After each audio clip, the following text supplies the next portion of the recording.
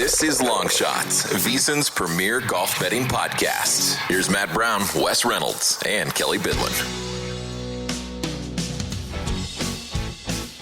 Long Shots Golf Betting Podcast here on the VSiN Podcast Network. Matt Brown, Wes Reynolds, Kelly Bidlin coming to you for the Wyndham Championship. Decent little field here as we get ready for the playoffs. Top 70 trying to get in and head on into the postseason here. But quick recap of last week. We talk often about that, the courses are what separates these golfers. And there is going out and playing very well and beating up a course. And then there is what Kurt Kitayama did over the course of Saturday and Sunday. There are two completely different things. If you have not gone and look at his scorecard over Saturday and Sunday, I highly suggest you do so because it is damn impressive. And Wes, I know you are quite happy about it. Yeah, look, I didn't think I had a chance going into the weekend. I was like, okay, let's see if we can. Let's see if the placement markets, maybe I can squeak out something or break even and just move on to the next week. And then he goes out and shoots 60 on Saturday. He actually with a bogey. Bogeyed 17. Yeah, bogeyed 17. Like, there was a shot because the 18th, of course, is a par 5 there at TPC Twin Cities where he might shoot 58. He eventually shoots 60, puts himself in the final group on Sunday. And I thought, well, at least he got in contention. At least we've got some interest here. And then he birdied 6 of the first 8 holes on Sunday. And it's like, okay, I think he's going to win this thing. And then, of course, he had to make it a little bit dicey. But I go back, I think it was the 14th hole on Sunday. The bunker shot that he hit. And it was from about just inside 200 yards. And Matt always talks about on this pod how good these players, like even average players on the tour, are. Like, no regular golfer is going to hit that shot in his life. Like, you have to be a pro to hit that. That was 200 yards, bunker shot, and he hits it to 2 feet. And I was like, okay, that's where I started to feel confident. And then he three-putted on 17 and missed a 4-footer. And I was like, well, hopefully Sam Stevens, he's going to have to, hit a bad one. And he did, and he eventually made 5. Kitayama does not lay up on 18, hits it in the bunker, and then saves, and then basically 2 putts from there. So Kurt Kitayama, well done, led the field in strokes gained approach. So he's actually a Vegas local, by the way, lives here now. He's from Chico, California, but lives here, plays with a lot of the Vegas crew, and puts himself in the FedEx Cup playoffs. So very happy to get that 40-1 home. I'm starting to like this 3M Open. Back-to-back years. It's awesome. Been able to hit this thing. I love this tournament in Minneapolis. Absolutely. So go ahead, Kelly. Yeah, no, I was just, I didn't want to step on you, Wes. It was a great win by you. Jake Napa, a little bit of a tease for me, but it was a fun event. And I thought we were going to go 1-2, whichever order it was going to be at one point, because Knapp was right there. And he eventually finished T3 with Lipsky, Matt Wallace, Pearson Cootie, Sam Stevens, of course, won back at 22 under. So, we talk about approach every week, and sometimes approach truthers are proven right. You lead the field in approach, you're going to be in contention, and Kitayama certainly was. A hell of a weekend, I believe, set the record. I think, or it was the best in 40 years. Justin Ray, our buddy at the, I forget what company he's with now, but Justin Ray Golf on Twitter said he made 20 birdies this weekend. 20 birdies or better. That's like the best round on the PGA Tour from a birdie standpoint in like 40 years. Yeah. The best weekend over the last 2 rounds, so... Thank you, Kurt Kitayama. Very much appreciate it. If I see you around town, first drink on me, the rest are on you, though. For real. I think you can afford. I see him from time to time out at my place, and again, just like I said, they don't play the same game we play. It's unreal to watch him hit the ball, but I mean, dude, a 60 with a bogey. I mean, and then to come out and just basically replicate it in the front 9, like I just was, because I thought what was going to happen to him is what happened to Akshay Bhatia, or Bhatia, who was in the final pairing, and then he just like imploded immediately on Sunday. One of the worst final pairings. One of the worst final pairings I can remember in a while. They never showed him. They never had a shot. They never like showed him. I forget who even the third guy. Oh, it was Kanaya. Takumi Kanaya, who I believe did finish top 10, but yeah, they hardly ever showed Akshay. I think after the first couple holes, it was like, okay, this is done. Yeah, they had that awkward like Kitayama finishes up, and then you're like, and there's one more group to come still. You're like, oh yeah, I forgot about those guys. Like they don't matter. But I'm with you, Wes. Like we talked about it last week, man. Like this event grows on me more and more every year, and I don't know if it's from it's multiple things. Yes. It suits us well for the guys that we often target, right? Like Kitayama was on my lovable losers long shots list. So if you bet all those guys last week, you got home with Wes. I mean, it's a heavy ball striking course, right? Matt, we've talked about before how much we love a finishing par 5. That checks that box. It's a fun event, especially coming off the British Open. As far as Birdie Fest go, it's way up there for me. Yeah. Well, what the tournament founders say, birdies and train wrecks is what we love, and that's what they got last weekend. Yeah, it was. I'm just glad that one of us got home on Kitayama, considering I've bet that son of a bitch like 250 times. I did have a top 20, so I mean, like he at least maybe a tiny bit of money, but like obviously I'm still way in the hole with Kurt Kitayama. Like Kurt Kitayama has me buried. At least somebody got home with him whenever he finally gets it done out there on the PGA Tour. But good for Kurt Kitayama, and awesome. It was a fun event. I enjoyed watching it. I thought it was fun. It's so bad. I'll raise my hand. I did the bad betting etiquette thing of like, sorry, the three of us talk through these tournaments, and often we share one or two bets. So of course I did the thing like Saturday or Sunday. I don't even remember which day. I was out at the pool, and I'm like, both of you guys are on Kitayama, right? I'm like, nope, not Matt. Matt wasn't. Sorry, Matt. No, I wasn't. Bad betting etiquette. You weren't as bad as our buddy who appears on the various VSiN programs, including with Kelly and Gil on a numbers game. Sia Najad, he tried to pull the reverse jinx, though, I think, because I think he had Jake Knapp, and he thought that this was over, and it was like, it's not over yet, but I kid see. So I've had that happen before too, where I've almost kind of put the kibosh on somebody without the intention of doing so, but you never know with these things, and I'm like, there's a lot of water on this course, man, and he could dump one, and I've had that happen to me before, so. Hey, if Sia was like me, Wes, don't feel bad at all, because that up and down, quote up and down for bogey that Knapp had was clinched the top 5, so we're lucky to escape that with that. You had a nice score on that, by the way. Yeah. Very, very nice score for you. Yeah, so that got home, got her up top 10, got home. It was a little small, just ends up being a small, tiny loser for me, basically break even. Another one of those weeks in which I found myself in a DFS eligible state. So had some good DFS teams. I know it doesn't really matter from a sports betting standpoint, but like I was able to play all these dudes, right? I had our list of lovable losers. Yeah, it's like I played the player pool of like 20 guys that we liked. It's just like you can't play all 20 guys in betting, but you can in DFS, And so it's like I had a nice little player pool of the 20 that we liked, and pretty much everybody. This is the most interesting week though of betting for me in a long time. Every single one of my guys made the cut, and nary a one of them had a snowball's chance in hell of competing. I bet 7 outrights. All 7 made the cut, and they were all like T57 or something. Like so they were all like nobody came in contention. Nobody. You know what's funny? You saying that is I felt like I had more missed cuts this week than I had in a long time. I only had Knapp and Goddard get through. Those are the only 2 I had to get through, and then luckily they just cashed bets that I had on them to like make it not so bad. But it's kind of funny you say that, Matt, because I was like, wow, I really sucked this week. Like on Saturday, I'm like, I only got 2 guys left. Yeah, it was they all made it, and then they all were exceptionally average. They were all they were all like 2 under for the weekend or whatever, and finished like T57 and T58 and stuff. Just some of the betting lessons, like we talk about betting lessons, okay, things that we like to preach, right? Like what do you take it for a lesson if you want to or not. But like this is why we say dial back right on the top 20s and matchups and stuff like that, because you can have in these birdie fests where these guys go so low. That can happen to you, right? Like your guys can be cruising, and you could go 5 under for the weekend. You wouldn't have stood a shot there. I mean, look at what Kitayama did over 2 days. It's ridiculous. Yeah. So we move on here to the Wyndham Championship, and this field a little bit stronger as we have people trying to get into that top 70 or even move out, of the bubble area as well. Maybe move up a little bit further to make themselves feel a little bit more comfortable as we look at the odds board. If you're watching this over on the YouTube, which by the way, it's free, go over to the YouTube channel, click on us and subscribe. You'll see Matt Fitzpatrick. You'll see Ben Griffin, Keegan Bradley, Aaron Rai, Jordan Spieth, Hideki Matsuyama, Bob McIntyre, Akshay Bhatia, Siwoo Kim, Lucas Glover. Jake Knapp, all these guys, Harry Hall. It's a pretty decent little field, actually. And Kelly, as you look at these odds, I mean, it's when the favorite is sitting 20-1, somebody's going to make some money this week.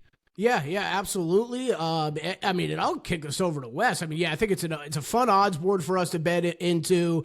We're going to get some low scores again, but Wes, I think you've been writing about this sport for a long time, especially for VEASAN. This really is, I guess, we're kind of getting the effect of the signature events and some of the new rule changes that are some of the positives that I know some of the things that we've been complaining about for a while, but this is forcing more of these guys to play in a lot of these later tournaments in the year that we just haven't seen really in years past, whether it's the John Deere or the Rocket or this.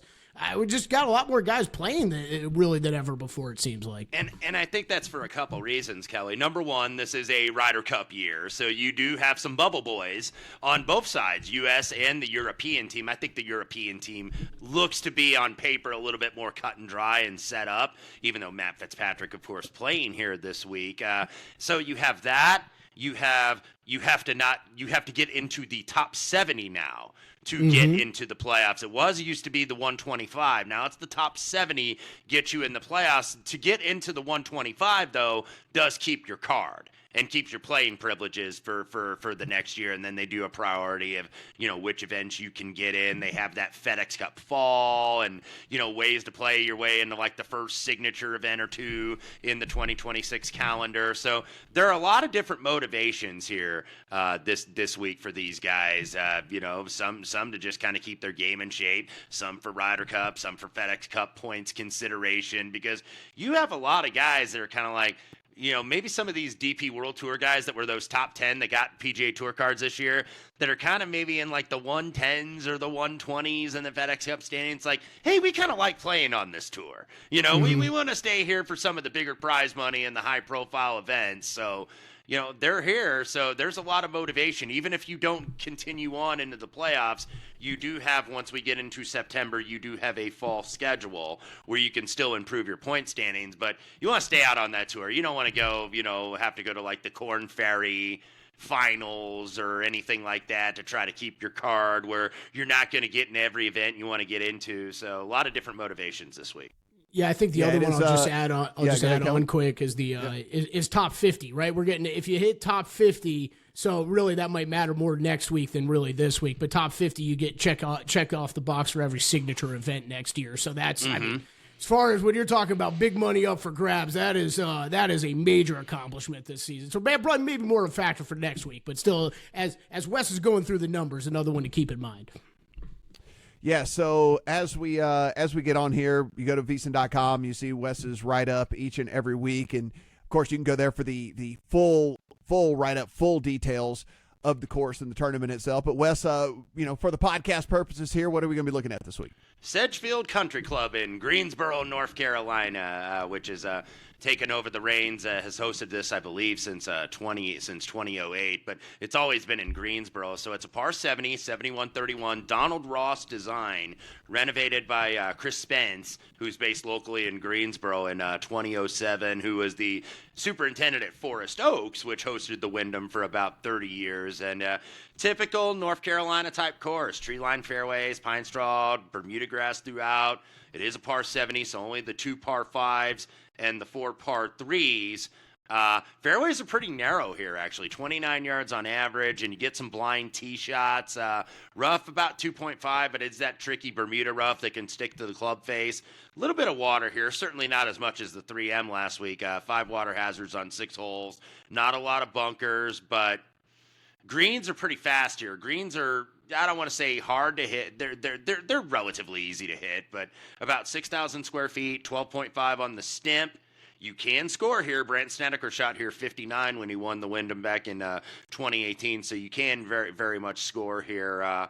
I think, you look at the winning scores, you see into the 20 under range. I think that's about on average. Last year, Aaron Rye, who we were able to fortunately hit on at 35-1, was 18 under. So you know what it is, hit fairways and be good on approach. And then we'll get to that when we get to the stat and the model breakdown. But I think kind of an interesting course. You can get into trouble here, but you're probably going to have low scores. I don't know if it'll be as easy as we saw Twin Cities play, but you're looking at around 20 under par, I think, for the winner. Kelly, as you started to put things together and take a look at what you found important, what were the stats that stood out to you, and how did you weight them? Yeah, this is basically what stood out to me is, maybe this is another reason why I love the 3M so much, because we switch over to this one. I'm like, this tournament does nothing for me, and I never win here, I feel like. So, anyways, it's a lot of what Wes said, though. It is, look, you're looking for fairway finders, you're looking for accurate drivers off the tee.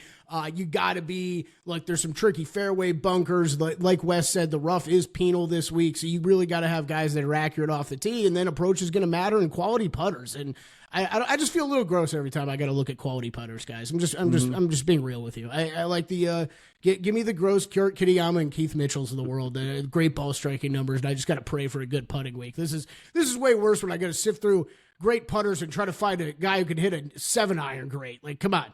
But yeah, it's a lot of that, right? And the guys are going to go low. I think there is some scrambling, some bogey avoidance stuff you want to look at. I punched in, but like we always say, if we're going to be really going into the 20s, how much of that's really going to come in play? You really want guys that biggest things hit their wedges well, good on approach, find those fairways. I punched in par fours, 400 and 450 yards. It's like, I don't know, 10 of them. Wes probably has that number right in front of him. It's ridiculous. And then I did putting, a little bit of Bermuda putting, and 3-putt avoidance. I don't know how you guys do the surfaces. I feel like you guys do it a little bit different than me with the greens.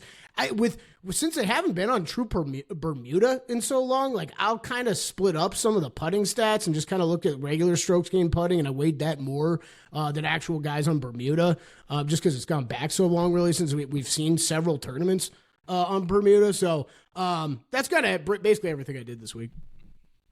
Wes, anything different for you? Not a lot. I started with approach because the last two Wyndham winners, by the way, here, Aaron Ride, Lucas Glover, all led on approach during their respective winning weeks. So I think you got to be pretty damn good with the irons. In terms of the proximity buckets, anywhere 100 to 175. It's a lot of wedges and a lot of short irons, basically, into these greens. Fairways hit percentage, which is kind of something different. You can also use good drives gained. I think that's a good indicator. But you got some narrow fairways and blind tee shots, so you don't want to get in that Bermuda rough and get those errant shots when attempting to reach the green. So I went fairways hit percentage this week. You can also use distance from the edge of the fairway. That's another with some crossover from an off the tee standpoint. But this is an event where you don't have to take driver very often.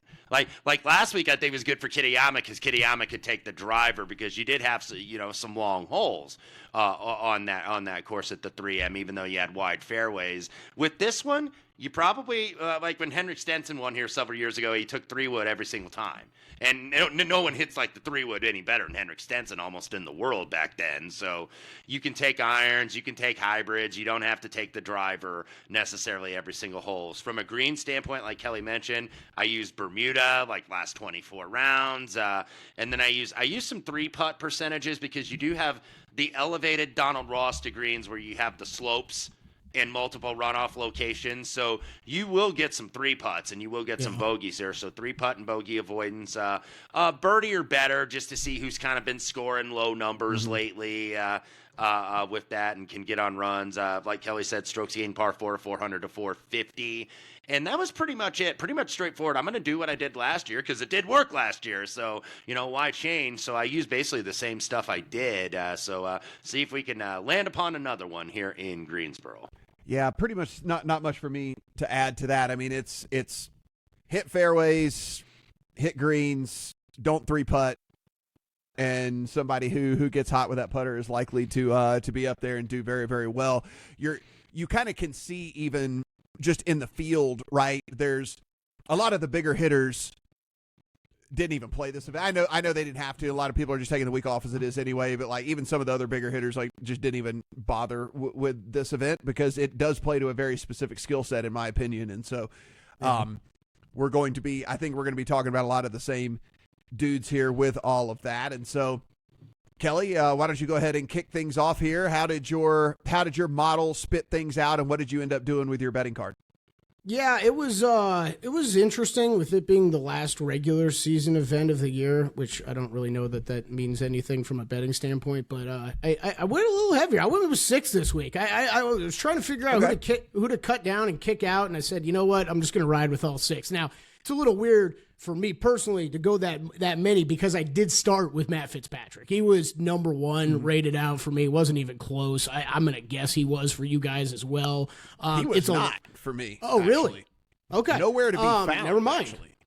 Wow. Oh, okay. He's good on the form, I think, but maybe the stats don't stand out. No, I understand because like he's not really up there on any of the stats that I modeled, but you're just going with the guy that's playing well. And by the way, in full disclosure, I'm on Matt Fitzpatrick as well at around the same price, 20-1. The form is hard to ignore. 4th, 4th, and 8th last 3 events. And he's also won at Harbortown at the RBC Heritage, and there's some crossover here at the Sedgefield. Kelly, continue.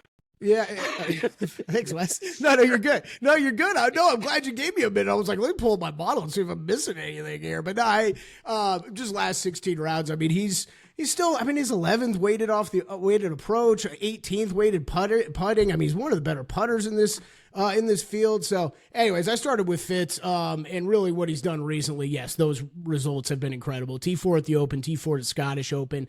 Now, a little bit different, I think, heading back stateside, but before he went over to Europe, it was a T8 at the Rocket Classic and T17 at the Traveler. So he's in really good form right now. Honestly, as good at form as I can remember Matt Fitzpatrick in the past couple of years, really putting it together. So I did start with Fitz, played him 20-1, and then covered with the top 5. This is a guy I really didn't think I'd be back on this week. I think it's the 3rd tournament in a row. I'm just going to keep riding Jake Knapp. You're taking the driver out of his hands. I understand that's one of his better weapons, but he's got a lot of the rest of the game is just cruising right now. And one of the hottest putters right now on the PGA Tour, which is something he's struggling with beginning of the year. He's gained in 7 straight events, I believe it is, the putter. T3 last week, the T22 the Scottish, T21, T4 the Rocket, T27 the Canadian Open. Just consistent finishes now for Jake Knapp. So, look, I think he's had some accuracy issues over the year with the driver, so I don't necessarily mind if he's going to have to take that out of his hands. But we do know overall that is one of the bigger weapons of his game. So don't mind if you won't want to join me on Jake Knapp this week, but I am going to play him still. Harry Hall, I went back to as well this week. Just another... if I think putting's going to matter so much this week, Harry Hall and Matt Fitzpatrick are 2 of the best in the field when it comes to that. And it's another guy. It's just consistent finishes, man. I had to go back on this a bit. T28 at the Open is the worst finish he's had since May 4th. He is just putting together great performance after great performance. So played Harry Hall 47-1 outright market, cover him with an outright. And then a couple fun ones. But Zadenhout I am on this week. If we're looking for approach players and putters, Zadenhout checks those boxes. So 51-1 on Bez. I'm in on him. I cannot remember what year, the last year I bet this guy. I'm about to say his name. I'm playing some vibes on this one. Ricky Fowler. I'm in on Ricky Fowler this week. Ricky Fowler as well, you son of a bitch.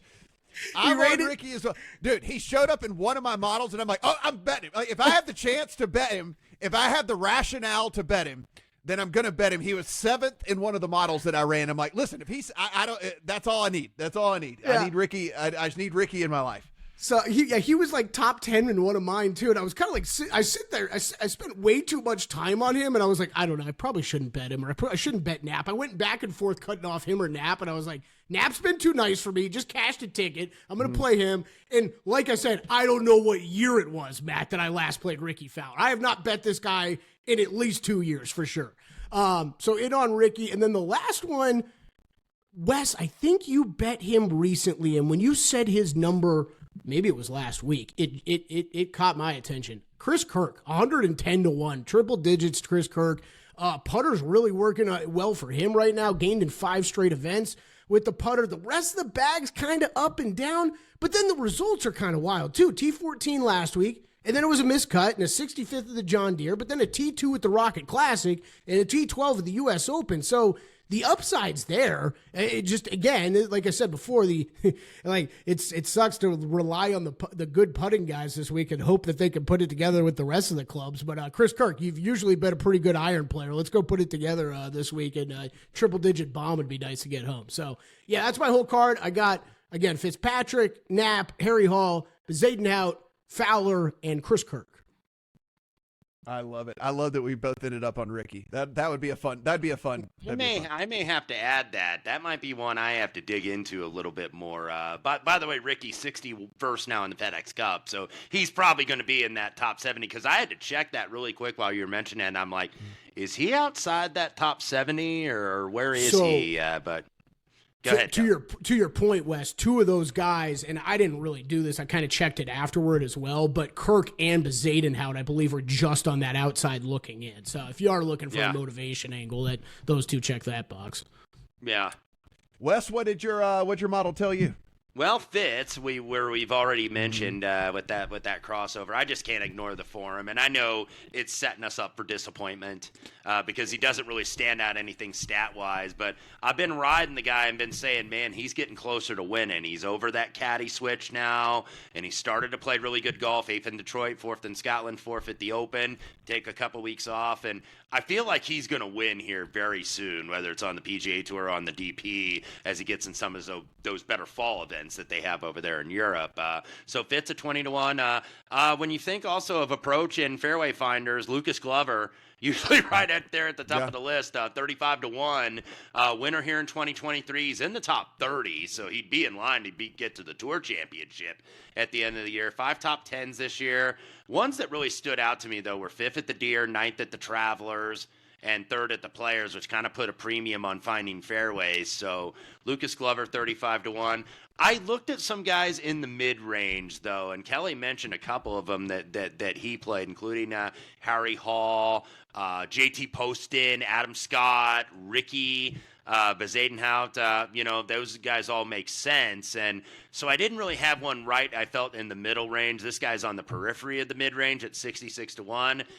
Andrew Novak, who won the first event this year, his first PGA Tour win at the Zurich with Ben Griffin. But Ben Griffin, who's one of the favorites this week, went on to win his first solo event at the Colonial. Meanwhile, Novak, which benefited Kelly, he was on JT, I believe, for the RBC Heritage. Novak lost in that playoff at the RBC. But I mentioned the RBC because there is some correlation with the Wyndham Championship. You have had several players win both events probably over the last 2 decades, and then tons of places, tons of seconds and thirds and fifths at both places. So I think there's a real correlation there. And then Novak, one of those guys, as absurd as it sounds on the surface, still might be in the periphery of Ryder Cup mix. 13th in the standings, and I don't think Keegan Bradley's got his 12 set yet. I don't think this is like Europe where they kind of know basically who their team is going to be. So there's a couple guys here with a lot at stake this week that can make impressions with the captain, Keegan Bradley, by the way, in the field this week. Novak's one of them. Bud Cauley, I'm going to go back to Bud at 80-1, who has cooled off from what we saw in the spring where he had 4 top 6 finishes, including, by the way, a 3rd at Colonial, which is another strong correlation here to Sedgefield because kind of tight lines a little bit off the fairway, but fairways and greens. He's in those FedEx Cup playoffs, but he's trying to get that first PGA Tour victory. And he was 3rd here at Sedgefield. I look back 2012, 13 years ago. I keep thinking Bud Cauley is like that 20-year-old prodigy that we thought was going to be destined for stardom. Hadn't happened due to various injuries, but 3rd in 2012, has another top 10, another top 15 here. So guy that seemingly likes, of course, Bud Cauley, 80-1. And then we've got 3 triple-digit shots this week, but they all kind of popped in various aspects of the model. Yes. Ryo Hisatsune, 110-1, who has cooled from that spring form where he had 4 top 10s, but I think he's a good fit here. T18th at the Heritage. And by the way, the RBC now is a signature event. So you're playing against the best guys. You're not playing against the full field where it's kind of dispersed a little bit. So that's not a bad finish there. T6 also at Colonial, where players are not driver heavy. And I think that's good for Rio here. Victor Perez, I'm going to play him again at 110-1. Moderate success in his first full season, just the 1 top 10. But I looked. Good drive percentage and strokes gained approach. He was top 10 in this field. So this is a guy maybe that can play well, probably needs a little bit of urgency to move up a little bit in those FedEx Cup standings. And a guy that really, he was like almost in every stat I profiled here. And I looked at his price, and I knew it would be big. I didn't think it'd be this big. 175-1. Ben Coles, who I did play in placements last week and ended up, I think, top 20 at a decent price. If you played that, I played top 40. He is 151st, by the way, in the FedEx Cup standing. So he's got to get to the 125, which means he's got to have like a top 3 or 4 finish here to make those kind of points. So getting into the playoffs, unless he wins, is certainly ambitious. But retain that tour card. He's the former Corn Ferry Player of the Year, T20 at the 3M. But by the way, he was 3rd in approach and 2nd in greens in regulation. So that's telling me that the ball striking is there. And can it carry over for 1 week? So Ben Coles closes it out at 175-1. I also on Ben Coles at 175-1. That Ben Coles, 8th in one of my models and 6th in another. And I was like, what in the hell is going on here? And as you said, Wes, you go in and you start digging in, and like, you don't necessarily love the like strokes gained total numbers and all of that. But once you started to get into the approach stuff, I ran just kind of like, since this is a tournament that I think it's just going to be more of a skill set of, can you hit fairways? Can you hit irons? Can you putt? I didn't do a specific round deal. I did like the last 7. So basically this calendar year, right? So I ran it over this calendar year. And then you get to Ben Coles and it's like 14th in approach, 4th in driving accuracy, 4th in good drive percentage, 5th in distance from the edge of the fairway, 14th in proximity for 150 to 200, like all these different stats that click on this course. And Ben Coles was there. So I also fall on Ben Coles at 175-1. You mentioned Victor Perez. I don't have Victor Perez on the card, but you will see as I have written down here, I have 2 names in which I will do something with before it's all said and done. Victor Perez being one of those names, Emiliano Grillo being the other name. Grillo actually 1st overall in one of the models that I ran. So I can't just ignore that. So I've got to do something. I don't know if it's a head-to-head. I don't know if I just play him in a 3-ball. I don't know if I'm going to end up just maybe on a top 10 or top 20 or something, but Grillo and Victor Perez are the 2 kind of first off the card guys there. I only chuckled because Grillo could obviously make the lovable long shots losers list from last week as well. Yes. That all 3 of us has bet way too many times. Yes, and Cole's actually rated out high for me too. Maybe I have to dabble in the 175-1. He was 18th in mine, so I guess that's something I should look at a little closer.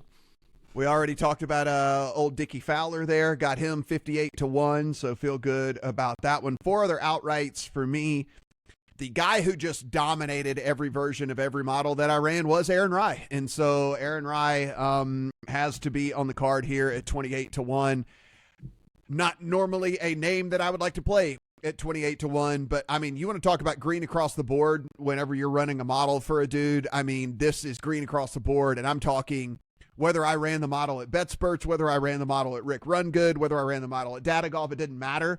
Like, Aaron Rai was up there. I mean, this dude was just absolutely pummeling the top 3 or 4 in every single one of those models. Number 1 overall in 2 of the ones that I ran. So Aaron Rai has to be, he's had a better year than I've realized. Yeah, he is the lurker. He's a lurker. And I know betting him to win outright, and we talk about win equity all the time, and you look and he's just a dude that like doesn't sniff the top 10 hardly ever. And it's always like just these like 33rd, 17th, 24th and things or whatever. But, a little bit weaker field. And of course it really does fit his game a ton. Mm-hmm. So Aaron Rai, to a T. You're going to hate this whenever he wins. I'm on Keegan. Oh no. Keegan also green across the board. Basically every single statistical category just gets lit up with Keegan. Number 2 in this field over the calendar year in strokes gained total in this entire field. And you just wouldn't think about that with Keegan Bradley, but he is inside the top 20 off the tee, approach. And where was the other thing that jumped off the page? It's a lot of green, man. Yeah, and the par 4 birdie or better, obviously the 2 extra par 4s here on this course, considering we're only dealing with 2 par 5s. Keegan also inside the top 15 in par 4 birdie or better percentage as well. So Keegan Bradley makes the card. Travelers, by the way, a very good correlation, I think, for this event. Where Kelly and I were very happy to see Tommy Fleetwood spill some milk on that 18th as that got us home. And you know what, Keegan, I'm sure is still motivated. And you're always motivated to win, but it's like, Well, God shucks, I got to pick myself now. Yeah. You know, I've won again, so and I think he's probably going to anyway. I think he'd be foolish not to because I think he's one of the best 12 on this team. Wes makes we me talk feel about fairways and better. irons and who's going to make the card. I mean, the Woo obviously is going to make the card. I mean, like fairways and irons, the Woo makes the card. The Woo is third overall in one of the models. Whenever I add in just kind of the like approach putt deal, it's not necessarily 3-putt avoidance, but just like who's kind of like getting closer to the pin after that first putt, and they can just kind of make a tap in. Siwoo's 23rd in this field over the calendar year, which actually moves him up a spot. So I did one model with putting, one model without, and he actually moves up a spot from third to second once I add in the little bit of putting there. And then over on Rick's site, he's third overall in the model that I ran over there. So again, inside the top 5 in every single version of what we're looking at here. And again, like we said, if you're talking about fairways and irons, the Woo is likely going to rate out very, very well. And so that's where I am. The Woo, by the way, a former winner here and a former runner-up here back in 2021. And like that playoff that had like 10 guys, I think, if I remember, that Kevin Gisner won. Right? Was it 6? Yeah, 6, because I remember having Adam Scott. So he was and Russell Henley's the one that should have won the tournament, but that's an aside note. Not that I'm bitter about that, but the Woo certainly does. The Woo does fit here. So Donald Ross and Pete Dye designs, you always got to look at Siwoo. And last for me is we can add this guy to the list where even if he wins, I'm pretty sure I'm buried. But Ryan Gerard, he could win. I'll still be buried on him. 50-1 on Gerard. Again, just inside the top 12 and basically all versions of everything that I ran. I mean, it's just I don't know. I can't get away from this guy that's like in all of these categories that I love. I mean, the only thing that you don't like about him really is you don't have any stats from the one time he won. Yeah, that approach bucket of like 150 to 200, which we know is like very, very important here at this one. He's 93rd actually over the calendar year in that, which is why he's probably not higher in the model. If I did not put as much weight on a proximity bucket, which I rarely do, it's just like, damn near half the shots come from that range. So that's why I actually did it this week.